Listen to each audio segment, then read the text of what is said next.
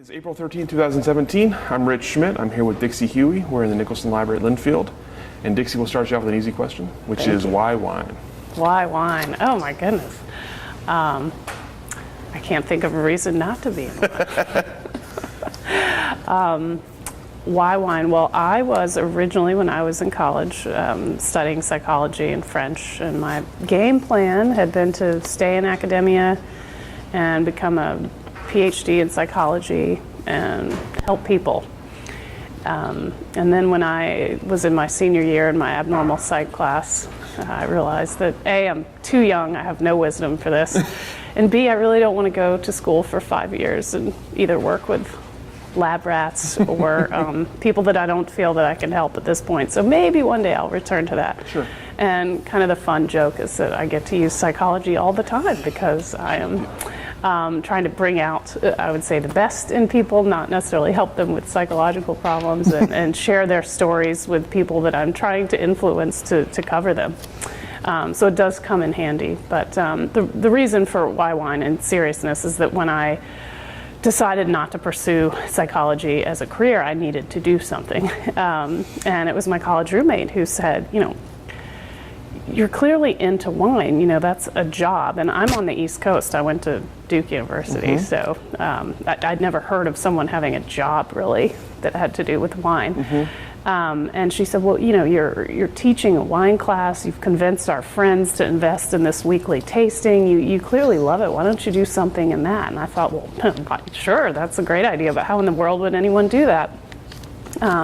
And so really it was through, that was my first look into what I'd call the networking and, more importantly, like the generosity of our industry. Because she started to connect me with a family friend who had a job in wine PR, and then all of a sudden these doors open and I found people really willing to give their time to discuss with me the industry and how I might fit in to the industry. And so I kind of came into it just with a love of the actual wine and itself and the history and the agricultural aspect of things. But what really has drawn me in and kept me in is that, I'm surrounded by people who love what they do and sharing it with others. And I can't imagine a better environment and industry in which to work. So let's back up for a second here. Sure. You mentioned teaching a wine class and investing in wine tasting. Tell me about that.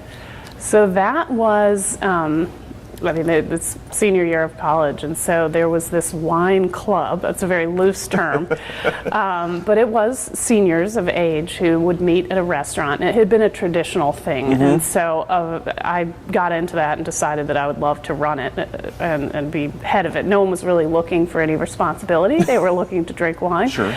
And so through that, I got to meet distributor reps who were the people that would actually select the wine and come in and conduct the tasting. And so that was really my first introduction to appreciating wine. And this was a pretty big group of probably 40 people. And so I decided, so that's on Thursdays. On Tuesdays, I'm going to have a smaller group of people to our apartment. So they each paid me something like $100, and for that, which was a lot of money for us, and this is a long time ago. Then I went to the main wine store there and worked with them to pick out sort of themes and then present that to, and did some research on each region and that sort of thing. So that was sort of the beginning of me truly dorking out on wine. So then you're thinking about getting into the industry and you've met people. So at what point did you realize that wine consulting was a job or was something you could do? So that was later. I first joined a wonderful company in the Bay Area through this actual college roommates connection. Because it is a small world once you get in. So moved out to the West Coast and worked for 8 years in different, more marketing roles for an importer, for a very large global wine and spirits company, and for a PR agency. I also, on the side, worked in retail and restaurant just to immerse myself in the industry. And so becoming a consultant, though, was really more of I'd say a lifestyle change for my now husband and I. And we had just decided that we no longer wished to live in San Francisco, and his Bay Area company was actually recruiting people actively to come up to the Northwest. And so at that time, I was in business school, which, the kind of funny thing about business school is it's big time where you're investing in yourself and you're studying companies and how everything looks from afar and how to make it perfect. And so you're never sort of more hot air filled about business than recent graduate of business school. And since we were moving to the area, I thought, well, the original reason that I went to business school was A or B. A, I would like to run a winery. And so I'd always been on the marketing side of things, and so I intentionally chose a concentration in finance because I knew that if I wanted to be at more of a general manager or director level, that I needed to fill those more broad business and financial gaps. And so I thought I'll either run a winery or maybe I'll start a company, but that just seemed crazy. And right around the time I was finishing school is when we decided to accept his then company's offer to move to the Pacific Northwest. And so again, filled with sort of, I can do anything, I'm an MBA now. I said, well, heck, I'll just start a company, and if I fail, I can provide value in another way to the industry. And that was in 2008, so I'm really happy to have become immersed in Pacific Northwest wine and particularly in the Oregon wine scene, and just honored that it's been almost 10 years. And the great irony of that is I like to joke is that I don't have one or two bosses. I have all of my clients and their stakeholders as people to whom to report to. So did you have much familiarity with Oregon or Oregon wines or Washington wines before you came up? No. I had always been in either sort of Napa, Sonoma, or what I call more international wine, because the importer that I worked for was a wonderful family in Portugal. And then the agency that I moved to after that represented wineries from around the world, just not in Oregon in particular. We did have a Hogue winery, so that was my first introduction to Washington and Northwest. So I did come up to the region and visit, but as we all know, Oregon's vastly different from the Columbia Valley and Washington wine region. So no, I had no specific familiarity. I had very few contacts in this region, but I did have what I think is the ultimate wine bug, was a love of Pinot Noir, and specifically Oregon Pinot Noir. That definitely helps, yeah. So on one hand, when my husband told me, I'm going to consider a transfer to Vancouver, and I thought, great, I love British Columbia, let's do it, let's live internationally. And he said, no, not that Vancouver. It's actually Vancouver, Washington. And I thought, where is that? What is that? And then I realized how close it was to the Willamette Valley. And that sort of got okay, well, now I'm going to be surrounded by some of the world's best Pinot Noir. Like, I think I can make this work. So then what exactly is Trellis Wine Consulting? Excellent. So Trellis Wine Consulting is actually Trellis Growth Partners. I founded Trellis Wine Consulting in 2008, and I'd say around, I'd have to look back for the specific date, but let's call it 2011, 2012, rebranded to be Trellis Growth Partners. So we are a marketing communications consultancy. Okay. So it's been different things through different times. So it's been a full circle, if you will, with a lot of learning in between. So in 2008, it was just me. I was a consultant in the marketing communication space, but also broader sort of strategic management, growth, distribution is an area that I gained, where I gained a lot of experience in my career prior to founding my company, and that's an area that's less understood, particularly in Oregon. So that's a skill set that was continues to be needed. And so it was just me for a couple of years, and then I made my first hire. And at one point was up to a team of 4, and slowly have gone back down toward just me. So that's why I say full circle. And that's really more of family decision. Having a kid, they say, changes everything. And those who say that are correct. So Trellis Growth Partners provides marketing, communications, and strategic management consulting to wineries. Tend to work with family-owned producers, and also have had the great pleasure of representing Salud for a few years. Oh, excellent. Yeah. So what are some of the challenges you face as a wine consultant? Well, one of them, actually, with the question about Trellis Wine Consulting, one is, what is a wine consultant? One of the main reasons I changed the name of the company is people thought I made wine. I have made wine. It did not go very well, so I am sticking on the business side of things. It gave me a great appreciation for winemakers and vendors. But in terms of a challenge as a consultant to the industry, I'd say those things change over time. So initially, the great challenge was just, who the heck is this person, and why would I hire you? I didn't know anyone. Who does that? Who picks up and moves to where they don't know anyone, starts a company, and then has the Great Recession descend upon them? So I think just the main initial, and this is what I share with people too who come to me if they're thinking of getting into the industry or starting a business, is just, it takes time to get to know people. You've got to volunteer, you've got to show up, come and volunteer at Linfield during IPNC, serve lunch to people, meet people, and I think that's, it's that networking aspect and those relationships that were really magnetic to me in terms of deciding to enter the industry, and again, that's what's kept me there. And so it was an exciting challenge to move to a place where I didn't know anyone and try to meet a whole group. A whole industry. Yeah, a whole industry and leaders. And so I would say initially that was the big challenge. Another big challenge would just be, what is marketing? In Napa, where I didn't live in Napa, but most of my clients were there, it would be very common to have a communications team within a winery and hire a PR firm. And when I worked for the importer, I was head of all that, and I hired a PR firm. So the norm was that people invest in marketing, communications, and strategy. And so to come here, where the scale of the producer tends to be mom and pop or very small. If you make 10,000 cases here, you're huge. That's tiny in Napa. And so because of the scale of production, that limits, of course, in most cases, the scale of investment that's available in marketing. So there's just the financial constraint. But there's also, I would say, has been, Oregon's very roll up your sleeves, like we're just going to work together, we're going to figure this out. The founders, that was their total spirit. It's one of the things that I really admire about this part of the wine world. But there's a little bit of, I'd say, sort of lack of understanding of what is marketing and sort of why do I need that, and I don't need to do that, as if it's sort of like a lesser.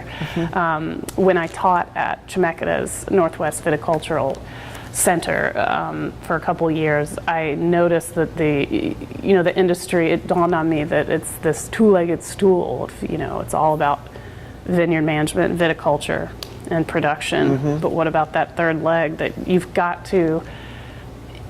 have to plan your business? And so if you wish to continue growing grapes and making wine, I would say 99% of people need to be able to sell through that vintage so that they can then come and do it again. And so, when I moved here, there was tremendous growth happening in terms of number of producers, number of brands. I'd say a very exciting time.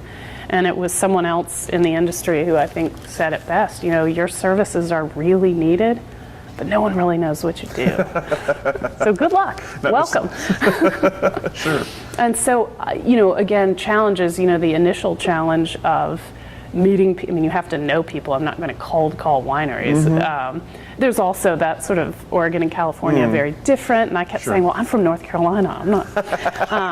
And so then it becomes, well, what would you say you do here, and how can you help us?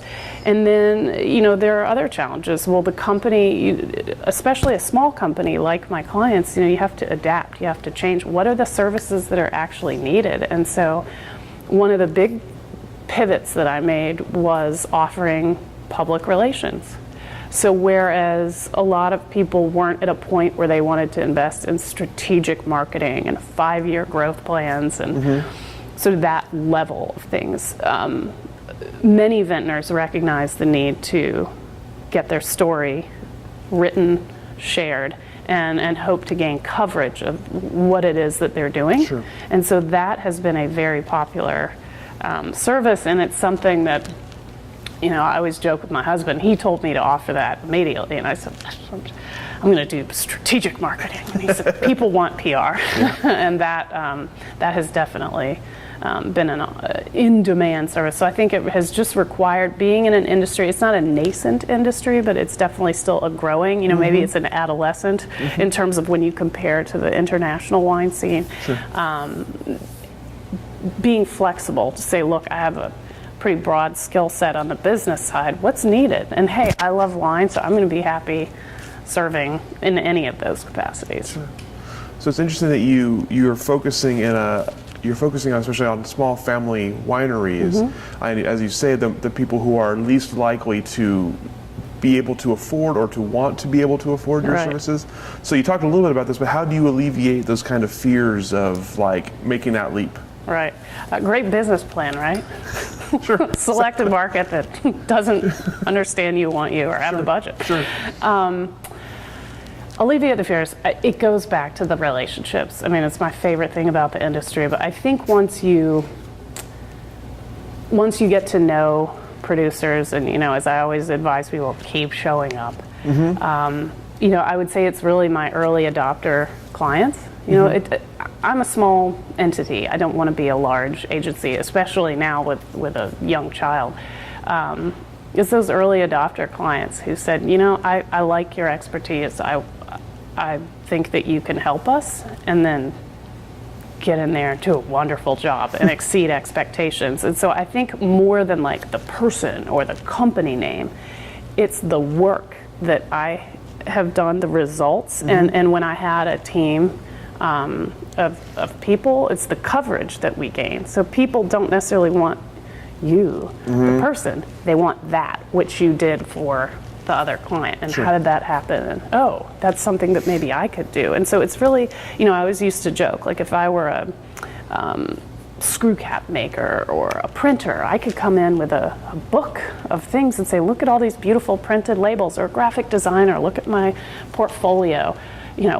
How do you show a portfolio of a sales plan? This is not sexy stuff, but that's the beauty of PR, because PR, I can show a portfolio of coverage in various outlets.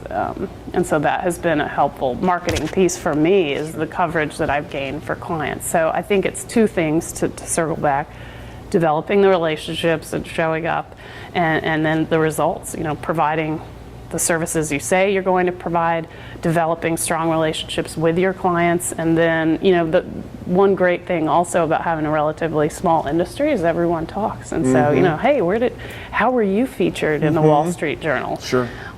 Sure. And then you get referrals, which are gold. Sure, exactly. So when you do, either you approach someone and they decide to take your services on, or someone approaches you with interest, what is the main concern they have, or what is the main need they have, and has that changed since you started? I don't think overall that it has really changed, say, in 9 years. Certainly during, the 2008 beginning of the recession, that's a real constrained time. So the concerns on behalf of clients are anything from, are we going to sell any wine? I mean, we have to face it. The wines made here overall are very expensive, and they're not everyday wines. And so how are we going to continue? And how are we going to sell through those cases when people are tightening their budgets, and our distributors, maybe if we have them, are buying less? And so I think that's just, any kind of a economic fluctuation like that is going to bring a whole host of concerns that will last for X period of time. I think overall the concern is, look at all these new brands, look at all this competition. Our industry is changing. Look at technology. Our website doesn't look anything like today's website. And so I think a client might not describe it as our image, but I call it the magnetism. How do we continue to attract people to us? How do most wineries want to make more wine. So if you want to make more wine, you need to find more customers. And so it's really, how do we find customers? Because there are all these new entrants, and the sort of pie is getting sliced up, the customer pie, thinner and thinner. And so I think that will continue to be a concern of clients. How do we get recognition. And then the other piece of it is, with the PR side of things, it's really hard to write your own story. It's hard to be your own publicist.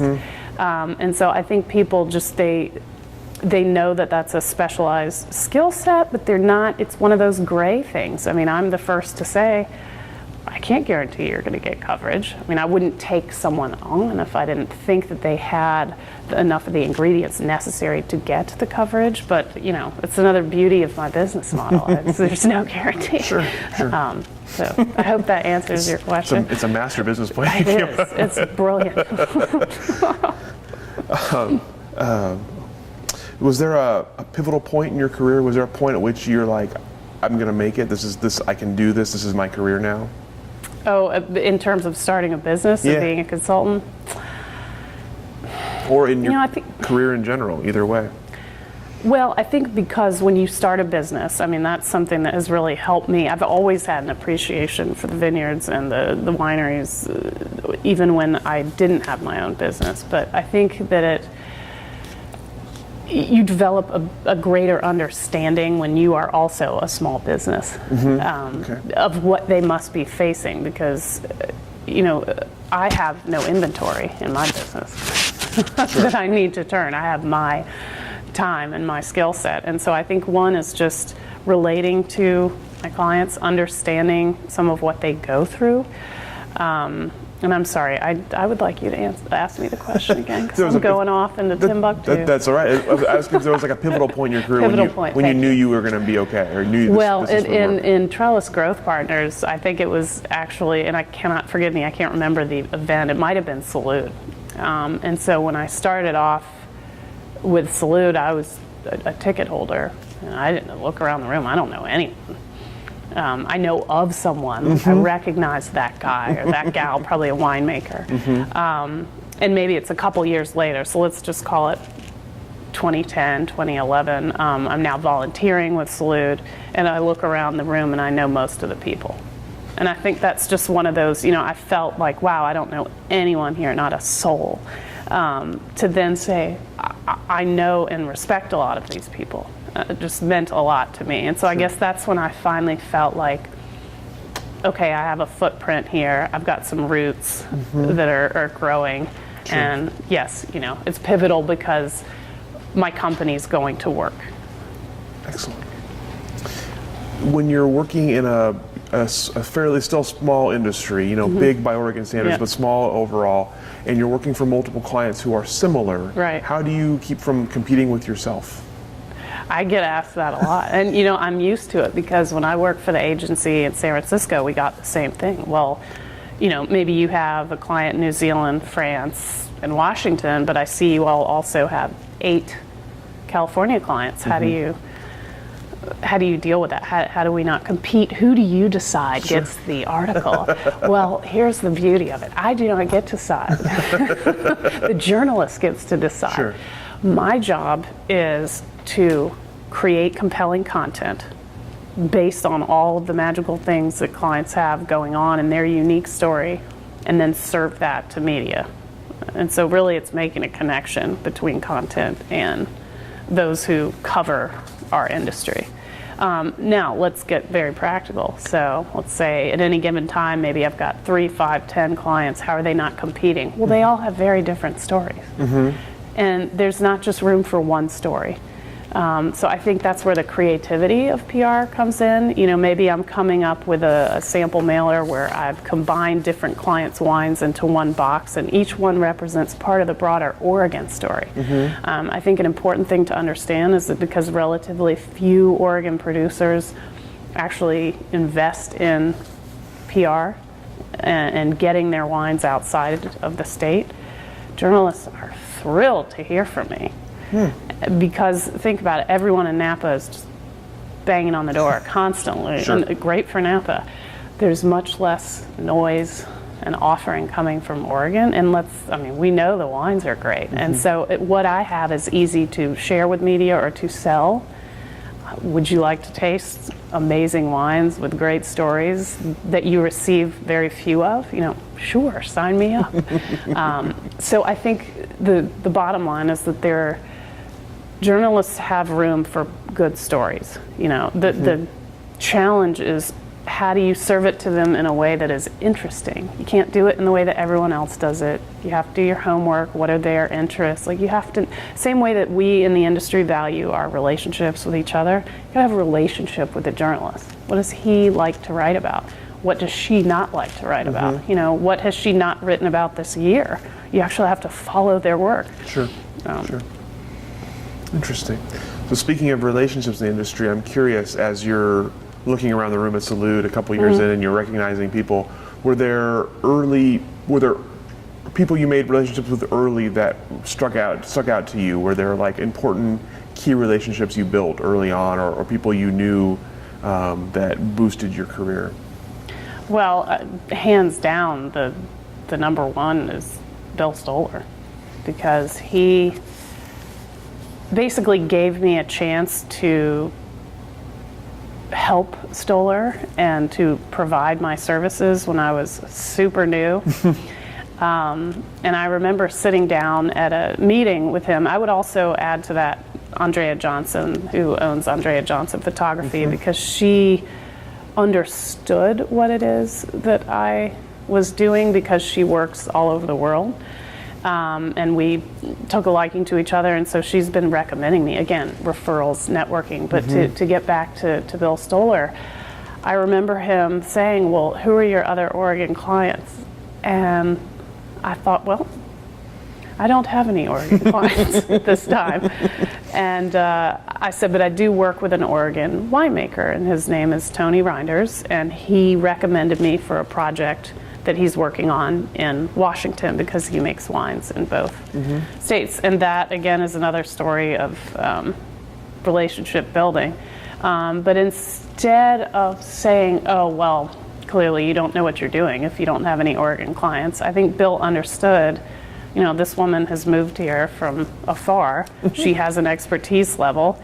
And maybe he liked, I've never asked him, but maybe he liked that I didn't have Oregon clients, because he likes to be on the innovation side of things. And so, you know, having a long relationship with Stoller Family Estate has just been wonderful, but it's actually helped me create that coverage that then becomes the part to say, look, here's what it is that I do. Sure. And again, you have to have all the ingredients. Stoller has the story, the property, the vision, the wines, right. everything. And then it's just my job to sort of serve that in a way that's interesting.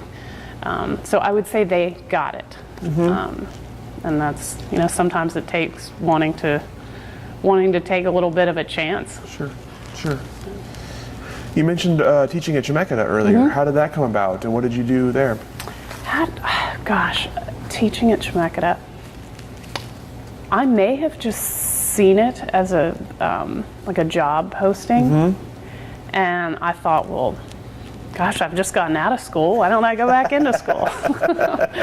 And so I was thrilled to get that opportunity, and being new in a region, this I knew would allow me to meet students, obviously, but other instructors and other industry, because one of the things about this program, especially in the marketing class, was bringing in outside speakers to talk about what it is that they do and share and allow the students to have a conversation with them. And so I was thrilled to be able to have those connections.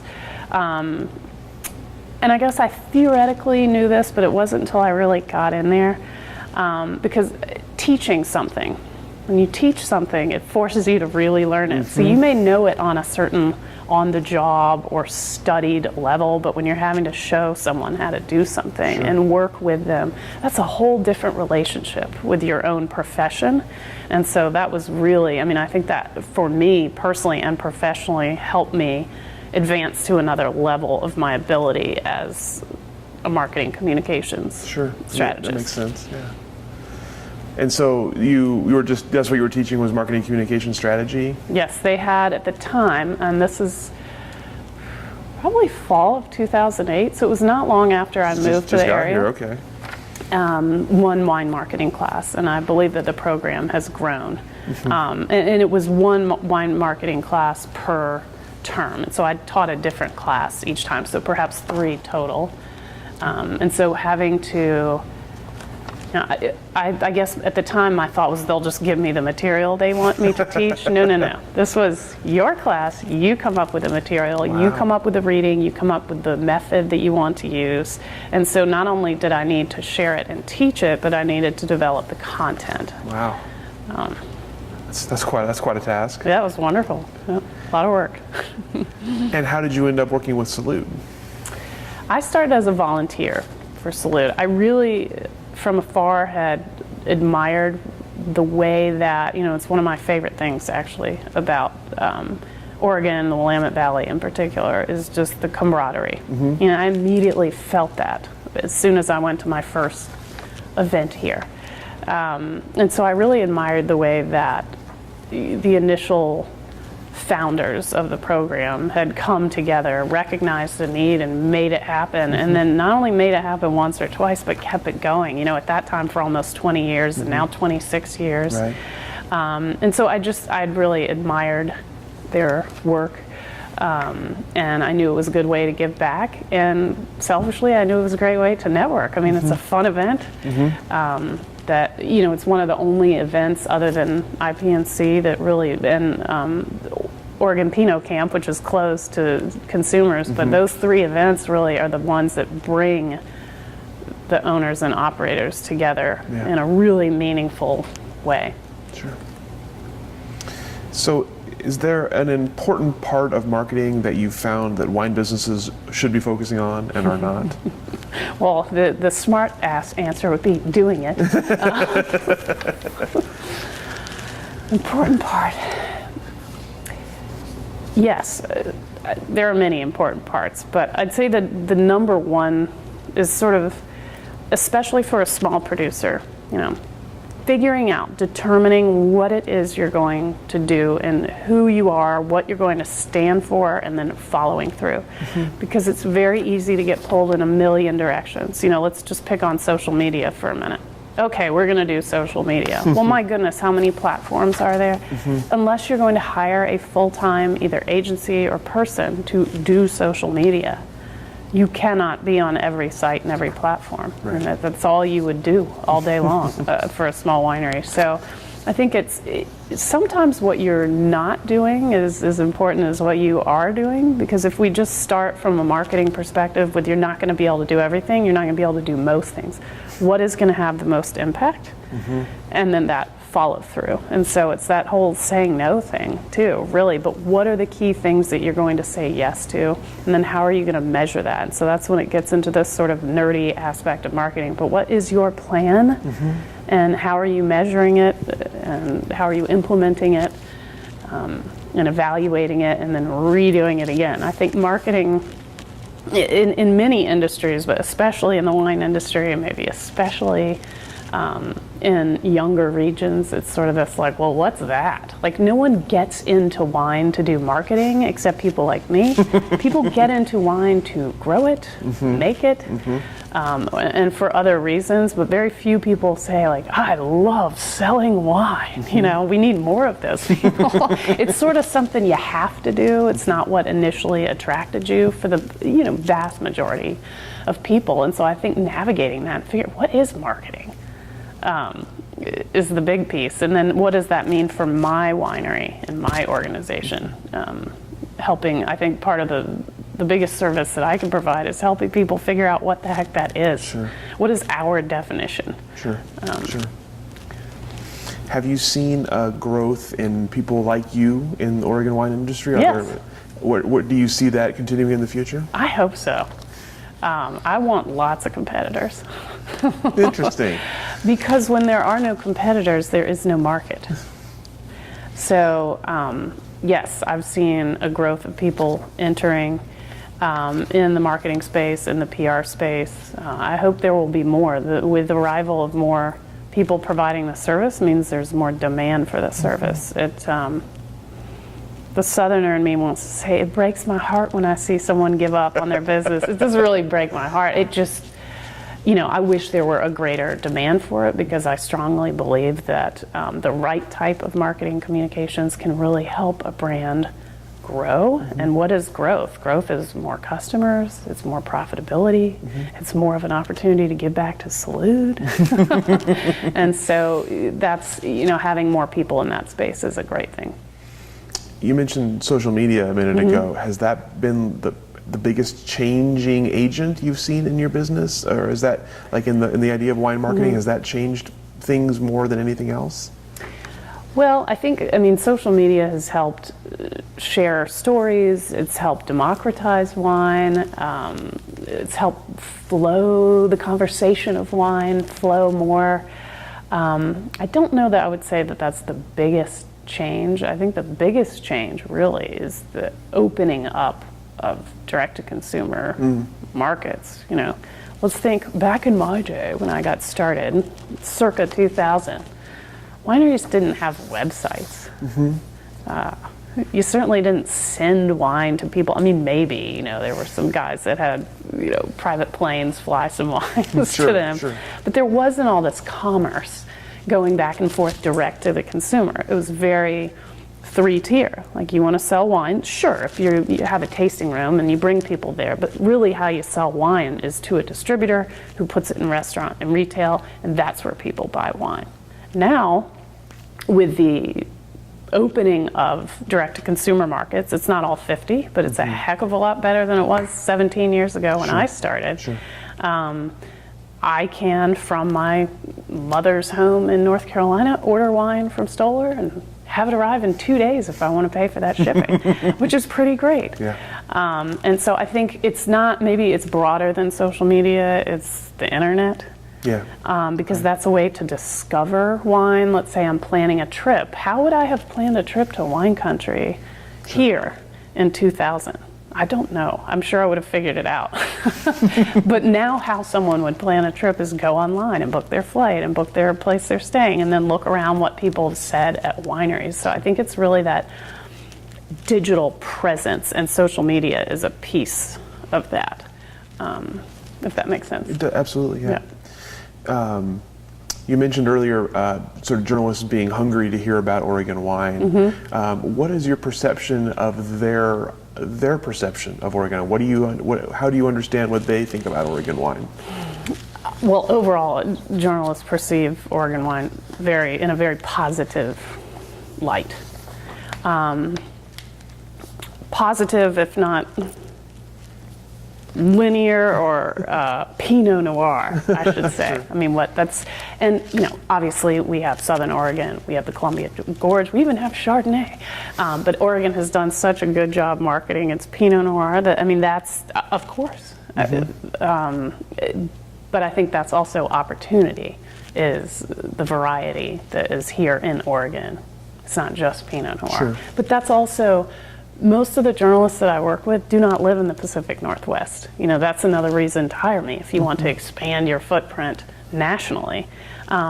So they are not focused on sub-appellations at this time. Right. That's fine if you live in Portland. You want to discover the Dundee Hills or Yamhill, Carlton, but they're more interested in a region, which probably is Willamette Valley. At least that's what first comes to mind, but it might just be all of Oregon. And so I think there's a good baseline understanding, but all the nuances, the same journalist could probably recite, which wineries in Bordeaux or in which classification of growth. They don't know our sub-appellations here. Sure. It's just newer. Bordelais have been at it for centuries, so I think that they have a very high impression of the area, the people, the wines made here, and would certainly like to know more. I will say the other thing is when you get outside of this area, now maybe if you're in a major market like New York, or there was a store, I wish I could remember the name, that I visited in Minneapolis. It's a phenomenal support. A wall of Oregon wine. Wow. I never see that when I travel. In fact, that's one of the things that I think is an opportunity for Oregon, is distribution and really having that can be a tough play for a smaller winery, but as we have some wineries growing and some larger wineries investing here, I think bringing Oregon to different markets is going to ultimately just help all of Oregon, because that way people will begin to understand what are the differences between these sub-appellations, who are the key players. So I think, ultimately very high brand image, if you will, of Oregon, but a very, let's call it baseline level of understanding. Sure. It's not like it would be a normal thing for a winery here to host a journalist trip for a week, Right. Which is what I used to do for Portugal once, twice a year. Just bring a group of journalists there and take them all around, and that's just not yet done here. So, but there is more. I mean, I think here it's done on more of an organizational level, like Oregon Wine Board. IP&C is a great example of that, bringing people in. So, on a kind of different topic here, what made you decide to become a certified sommelier, and how has it influenced the way you've done your job? Thank you. Well, ultimately, what made me want to become a sommelier is I love wine, and I guess I love to study. And it was a lot of study. But just the desire to really understand something. I always professionally have wanted to operate at a really high level, and so maybe it's a little bit of a chip on the marketing shoulder. I'm not growing it. You don't want me. I finally learned how to keep an orchid healthy, and I'm definitely not making it, and I'm not going to try again.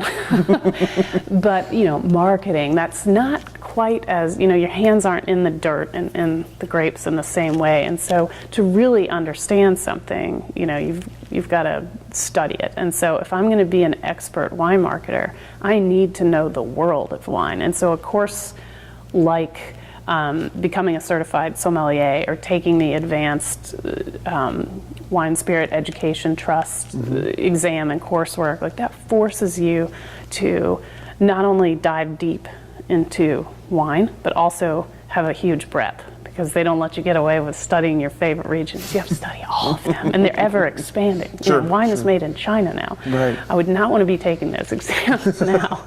But really the desire to know more and really understand something that I'm quite passionate about. And I mean, wine's wonderful for that. I'm sure other interviewees have said it, but I mean, what else combines like the earth and the land with culture and history and sharing and deliciousness. It also tastes good, right? Yeah, and it tastes good and it's fun and happy. So I think just all of that to really full circle. And then the other reason, frankly, it was strategic professionally, if you will, to take those coursework paths, because so I'm a marketer, I'm engaged in PR and trying to work with and influence journalists. Well, I know that journalists are invited to judge wine competitions, so wouldn't it be great if there are very few seats for wine marketing people at wine competitions, but if I could be one of those, then I would become a colleague of the journalist and not just the annoying person asking them to do something. And so there was definitely a bit of I would like an in. I would like to get to know this person in a way that's, more level than me asking you to cover my client. Sure, that makes sense. Infiltrate. That's right. Change from inside. Yes. So you've mentioned a little bit about this, but I'm curious overall what you see the future of Oregon wine looking like. And that can be the future as far out as you want to go or as close as you want to go. What does it look like? Oh, it's very exciting. I think it's a great question to ponder. I think those that have been here longer would have a much deeper perspective on that. But for me, from the business side, from someone who, started out in global wine and California wine, I mean, I think it's awareness. I mean, what a marketer term, but just people knowing what wonderful wines are produced here, and not just people within, say, 100 or 200 mile radius, but to really, there are certainly people who enjoy wine and still don't know that the Willamette makes wine. Sure. Or maybe they know that there's Willamette Pinot Noir, but they don't understand that there are many other delicious things. And so I think I don't mean to compare Oregon with California or the Willamette with Napa, because they're completely different in so many ways. But, people, visionaries like Mondavi, Napa wasn't Napa 30, 40 plus years ago. Sure. And I'm not saying we need to have all this, influx of tourism and Disneyland and all of that here in the Willamette Valley or in all of Oregon, but most people would know Napa if they have any touch on a culinary or wine scene, and I don't think one could say the same thing about Oregon wine. Will they be able to? It depends. I mean, there's that production scale. So, if I'm a family-owned Oregon winery, I am not very focused on distribution. So this is where I get into hot water. We have some larger wineries who have come up from California and invested here. And, of course, I'm sure people feel varying ways depending on the lens through which they're evaluating this kind of market change.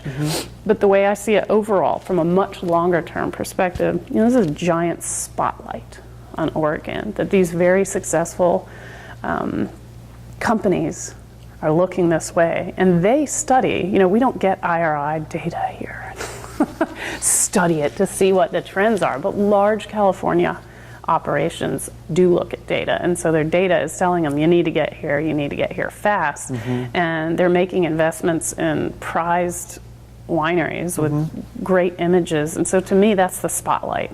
It's just shining on all of Oregon. Maybe it's disproportionate to the brand's purchase, but in the long term, it's look at Oregon, and I think that's a great thing. And so I think it will be with the help of larger companies, ditto what happens in any area of the wine world that maybe first introduces people. But how wonderful of them, because they're the ones with the distribution relationships that's going to get a bottle of Oregon or a bottle of Willamette on the shelf. That's the first step. It has to be on the shelf for me to buy it or for me to even consider a trip. It'd be interesting to poll all the people who have visited, say, Napa, Sonoma in the last 5 years, and how many of them have repeatedly come there from outside of California, yet never come here. Sure. And I'll tell you, I'm guilty. How many years did I live in the Bay Area? 8. I went to Washington once or twice for Hogue and never came here. I loved Oregon Pinot Noir. What was my problem? I don't know. But it's sort of an awareness thing. And it's not like at the time I was pulling a bunch of Oregon wine off shelves. It was more industry people saying, you got to try this Pinot. They know what they're doing. So. I'm curious, based on your impressions of the Oregon wine community so far, if for Oregon to make that leap into sort of national, international awareness, not necessarily to Napa Valley levels, but to make a leap like that, is the Oregon wine industry ready for that? Are the people in the industry ready for that? I think so. I mean, it's a lot of it is simply a matter of time. It's a young game here. 1960s feels like a really long time ago, but having worked for producers that started in the 1500s, the 60s are not a long time ago. So I really think it's a matter of time, and the prestige level is still there. I mean, it's already there. The quality is there. So I think it's a function of time, desire, and then yes, some of the larger spotlights. And that's one of the things that I do continue to love about the industry is the way a lot of wine is sold is still that person-to-person interaction. People still, even with the internet, distributors put bottles in a bag and get in their car and drive to buyers, sommeliers, and buyers, and try to convince them to buy the wine. So there's that heavy relational aspect, person to person, and I hope that does not change. But I think that's where, it's the people, the Oregonians or Oregon winery owners who travel and bring the story and bring the wines. Like there's nothing like meeting the winemaker if you love wine. So I think it just takes time. Interesting. Okay, those are all the questions we had for you. Anything I should have asked you? Anything else you want to mention? Put you on the spotlight here. No, please. I think I'd like to close just by emphasizing, I think one of the most important things two of the most important things that overall the Oregon vintners with whom I've interacted have is, one, the spirit of collaboration. I mean, that is truly wonderful. I think you have that in the wine industry globally, but there's just something special about Oregon. And so that would be one, that spirit of collaboration. And two, just the spirit of true uniqueness. You know, not trying to be what other regions are doing, or, you know, we sometimes get into this in, you know, comparing to Burgundy all of the time. You know, that's great. Like, who doesn't love Burgundy? But you don't, maybe we're getting to the point where we're past that. Like, you're Oregon, you know, compare yourself to you in the global market and not just pinpointing we're almost like them, because I think what we have here is special enough to stand on its own. Great answer. I like that. Thank you. I guess as I'm asking, as you mentioned that, it brought up another question I could ask, which is, what is the future for Trellis? Thank you for asking that. Trellis, I think, like many small businesses, is in sort of a dynamic state. And probably all businesses are in a dynamic state. I mean, when are things always the same? I think the future for Trellis is to continue on, you know, as me providing services in marketing communications to vintners. And the reason for that is because that's what I like to do. At one time or another, you know, I wanted to be a large agency. I don't see that sort of building back up anytime soon, just because I have a young child and I want to spend a lot of time with him. Sure. So I think it will continue to be sort of specialized, very one-on-one, me working with owners and operators on a, you know, it's a limited basis. I don't want 10 clients. You know, I want to sort of get in, dive deep, make an impact, and then when the time is right to move on. Sure. Which is all made possible by internet and online, being able to work from anywhere. Sure, sure, of course. Well, thank you so much for your time. We really appreciate this. Thank you. And